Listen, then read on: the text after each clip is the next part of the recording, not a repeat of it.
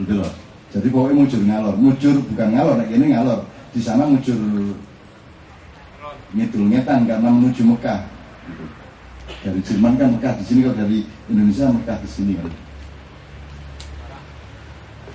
Terus saya ketemu sama mereka semua, saya ketemu sama teman-teman Ahmadiyah. Ini saya ingin bilang sama Pak Cito, Imam Ahmadiyah di Berlin itu ngobrol sama saya panjang lebar, dan dia mengatakan, dan juga ada bukunya, bahwa Buddha Gautama itu kalau di dalam tafsir Ahmadiyah itu adalah Nabi Zulkifli.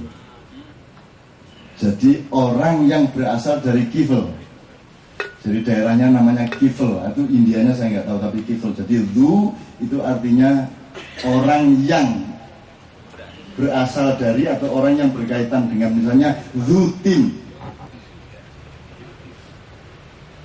Zulkifli, misalnya si Endang itu Zu Taman Ismail Marzuki, kalau Mbak Sir itu Zu Gimbal.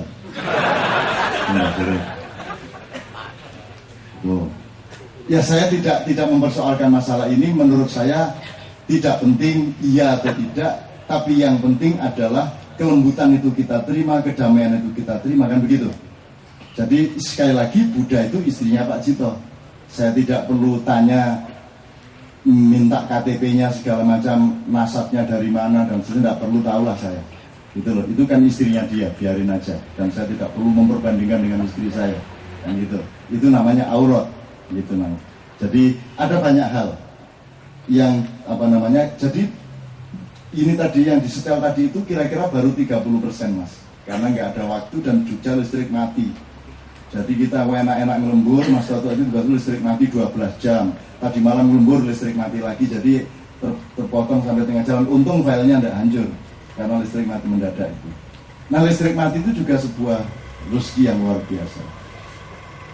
Jadi waktu Masya Allah belum di-save gitu ya. Tapi kan setelah itu kan kita mau tidak mau harus meredakan kemarahan dan seterusnya. Dan akhirnya bisa ke warung, akhirnya mau nggak ada listrik toh, akhirnya punya alasan terus ngopi. Dalam ngopi kita dapat obrolan-obrolan bagus, punya ide-ide bagus, sehingga akhirnya kita berterima kasih kepada matinya listrik. Kan gitu hidup itu. Jadi jangan terlalu gampang marah karena masih ada menit berikutnya.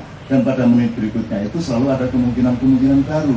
Jadi Indonesia kayak apapun rusaknya, nanti kita akan lihat bahwa ke depan ini kita punya harapan-harapan besar. Tetapi ada beberapa yang harus kita setorkan kepada Tuhan. Sesaji. KC ini saya cintai minimum sebagai sesajen saya kepada Tuhan. Teorinya begini. Ada seorang jamaah haji, minder dia. Di mana-mana orang pada berdoa bahasa Arab fasih. Bismillah, Allahu Akbar. Rabbana atina wah minder, waduh, gak iso aku, waduh. Terus dia minder, jadi dia selalu mau ke Hajar Aswad, nggak berani, kayak ini nggak berani. Terus dia bilang sama Tuhan, saya ini merasa nggak pantas di sini. Saya tidak bisa bahasa Arab, saya tidak fasih berdoa. Jadi saya juga tidak berani minta apa-apa. Cuman tolong doanya semua orang tadi itu tolong dikabulkan. Gitu. Nah, terus Jibril langsung ke atas, wah ini ada orang aneh ini. Dia sendiri tidak minta apa-apa, malah minta semua doanya dikabulkan. Terus kata Tuhan, lah, aku ngerti, masa kok kandani. Saya kan Allah Subhanahu Wa Taala. Terus Tuhan bilang, ya memang kamu harus lapor, tapi kan ya kamu harus siap-siap kalau saya bilang gitu sekali-sekali. Lu memang Bril, itu doanya saya kabulkan itu justru karena ada orang yang tidak mampu berdoa ini. Kalau orang ini tidak ada, yang lainnya belum tentu saya dengarkan, kata Tuhan.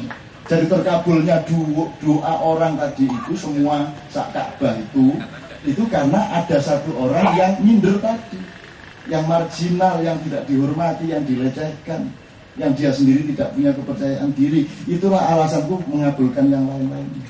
Saya mencoba melihat KC itu semacam itu. Gitu ya.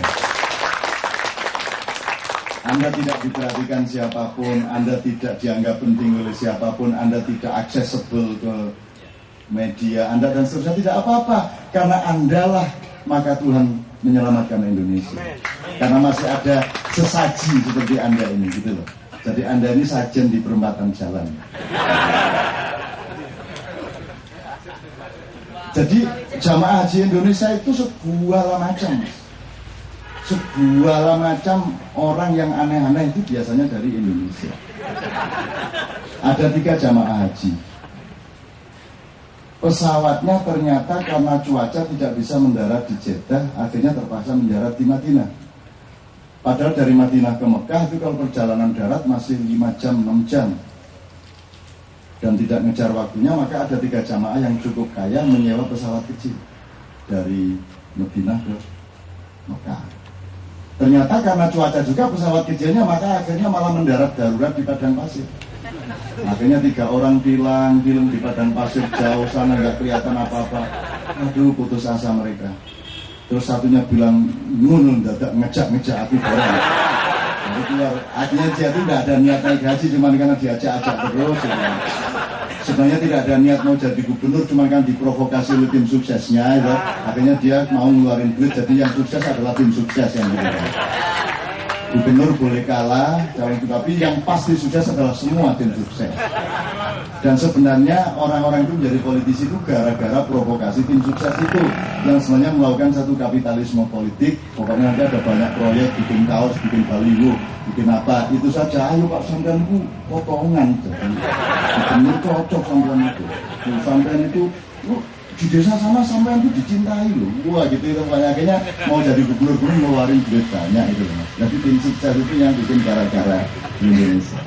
Dan 3 orang di padang pasir. Tapi kan yang ngajak kan ada salah seorang yang memang sangat khusyuk. Terus dia minta, ya Allah, saya ini berniat benar untuk bertamu ke rumahmu, meminta barokahmu, hidayahmu. Masa engkau biarkan terkatung-katung di tengah padang pasir. Terus mereka jalan lagi, tiba-tiba ada gundukan pasir, di tengahnya ada lubang. Ibarat ada hati, di tengahnya ada lubang. Datanglah 3 orang itu ke sana.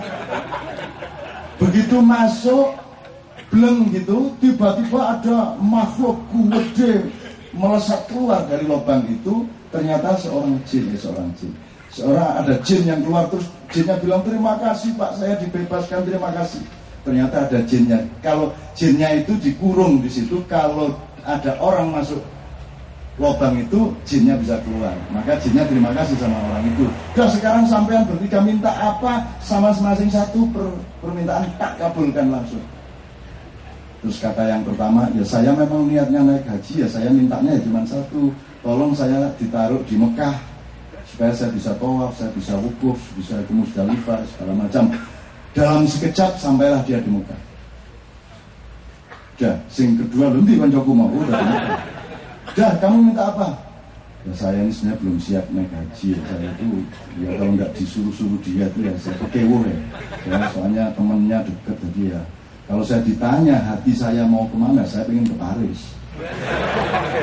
Pokoknya punya duit banyak, nyewa hotel mahal, lihat Playboy, terus cari jaringan bagaimana saya bisa tidur berfoya-foya sama wanita-wanita cantik di sana. Paris gampang, sampai di Paris.